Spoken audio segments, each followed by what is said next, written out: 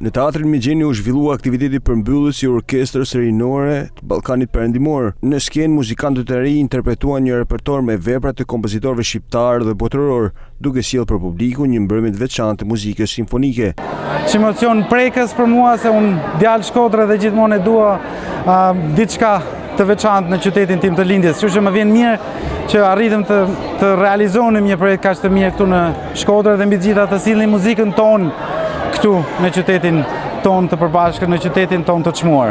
E kemi punuar me shumë dashuri, siç edhe vepra është vetë, kështu që unë personalisht jam shumë i kënaqur që arritëm edhe diçka të sillnim nga Shkodra, nga muzika shqiptare me këtë orkestër. Një eksperiencë e re, pavarësisht se unë kam marrë pjesë edhe para 4 vitesh këtë orkestër, por këtë vit masiviteti që kishte kjo orkestër, repertori ishte vërtet një emocion i papërshkrueshëm. Duhet të ishe këtu në skenë për ta provuar këtë emocion. Për mua është shumë kënaqësi të marr pjesë në këtë organizim.